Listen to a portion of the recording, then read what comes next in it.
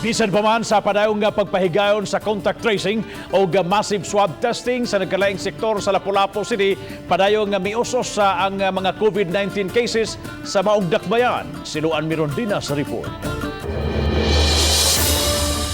Adlaw, usa lang ang natalang nagpositibo sa COVID-19 sa dakbayan sa Lapu-Lapu. Sakop kini sa Philippine Air Force o gi-isolate na sa facility sa airbase. Subay niini, 59 na lang ang aktibo nga kaso sa COVID-19 sa Lapu-Lapu City sa kinatibuk ang 2,389 ka mga COVID cases kay naka-recover na ang 2,213. Nag-mass testing sad na nga to sa airbase pag Monday. So siya kato ang nagpositive usa ka buok. So with the kanang ato ang drivers wala pay nigawas nga lain nga positive, 5 ra gyud ka buok. Apan nahimo ng 117 ang mga nakalas sa COVID sa dakbayan human may laing usa nga nakalas. Usa siya ka lalaki nga nagpangidaron og 30 anyos nga taga Barangay Ibo. Apan gikatahong may gihambi na kining sakit sa wala pa takbuhi sa virus.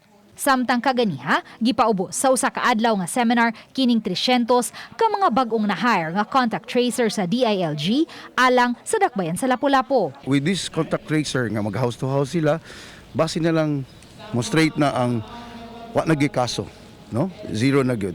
Kay one of their work is to educate.